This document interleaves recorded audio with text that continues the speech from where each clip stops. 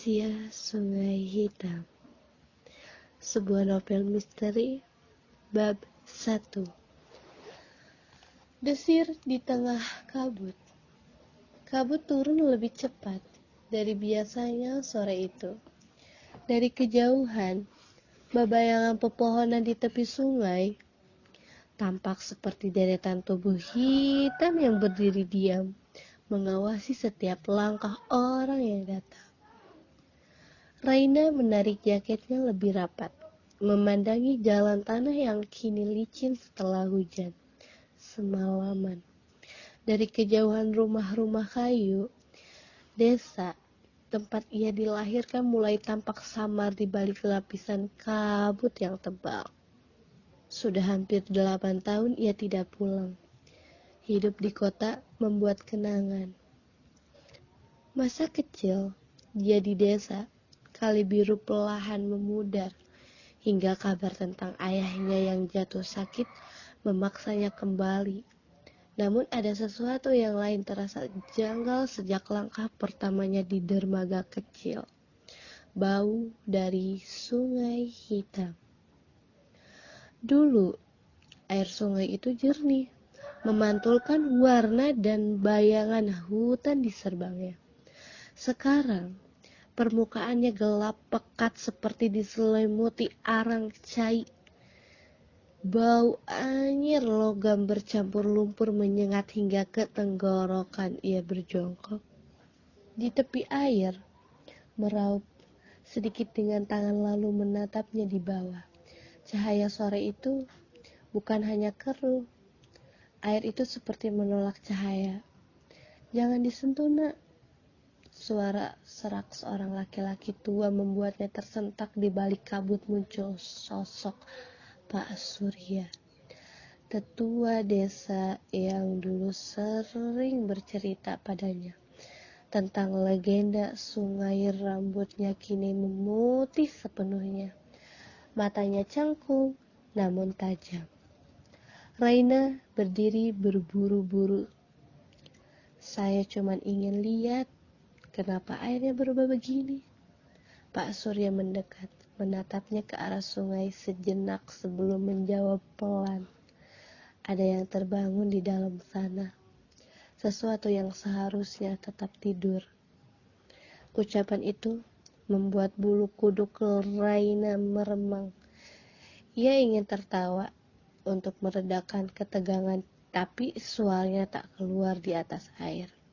Gelembung kecil pecah menimbulkan riak samar yang menjalar ke tepi. "Dulu, waktu kamu kecil, Sungai Hitam belum sepekat ini," lanjut Pak Surya. "Airnya mulai berubah 2 tahun yang lalu, tepatnya setelah ibumu meninggal. Sejak itu, banyak yang bilang mereka mendengar suara-suara di malam hari." Raina terdiam. Ibu, nama yang sejak lama ia hindari dalam pikirannya, kini muncul lagi seperti luka lama yang baru saja digaruk. Ia menatap sungai itu lagi mencoba mencari pentulan wajahnya di permukaan yang hitam, tapi yang tampak justru seperti bayangan orang lain. Sosok perempuan dengan rambut panjang berdiri tepat di belakangnya. Ia menoleh cepat, tak ada siapapun. Pak Surya menepuk bahunya kembali. "Kalau kamu ingin berziarah ke makam orang tuamu, tunggulah sampai pagi. Sungai ini tak suka didatangi saat malam-malam." Malam turun perlahan di desa rumah ayahnya yang dulu hangat kini terasa asing. Meski setiap sudut masih menyimpan aroma kayu yang sama. Raina menyalakan lampu minyak dan duduk di kursi orang tua. Di ruang tengah, di dinding masih tergantung foto keluarga mereka bertiga. Dirinya kecil diapit ayah dan ibu. Di bawah kaca bingkai selembar kertas kuning, tampak terselip surat lama dengan tulisan tangan ibunya. Ia ragu, sejenak lalu menariknya keluar. Tulisan di atasnya nyaris pudar. Jika suatu hari air berubah menjadi hitam, jangan mendekat. Dengarkan suaranya tapi jangan pernah menjawab. Reina menatap surat itu lama, berusaha mengingat maksudnya, tapi suara lain memecah kesunyian desirnya pelan dari luar jendela, seperti seseorang berjalan di permukaan air. Ia berdiri melangkah ke arah jendela yang menghadap ke sungai. Kabut masih bergantungan rendah menutupi hampir seluruh permukaan. Di tengah kabut itu, terlihat seberkas cahaya samar bergerak perlahan, seolah menari di atas air. Semakin lama, semakin dekat. Raina menahan napas. Cahaya itu berhenti di tepian laut, berubah menjadi bentuk semar. Siluet seseorang perempuan berdiri, wajahnya kabur tapi suaranya terdengar jelas. Raina, bisikan itu begitu dekat seolah berasal dari dalam kepalanya sendiri.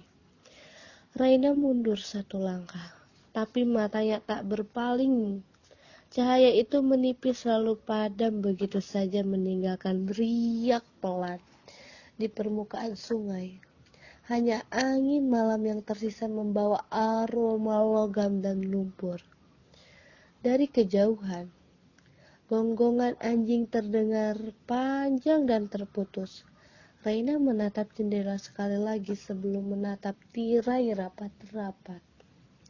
Untuk pertama kalinya, sejak ia kembali, ia merasa seolah desa ini sedang menunggunya. Bukan sebagai anak yang pulang, tapi sebagai bagian dari sesuatu yang jauh lebih tua dan gelap dari biasa ia pahami. Terima kasih.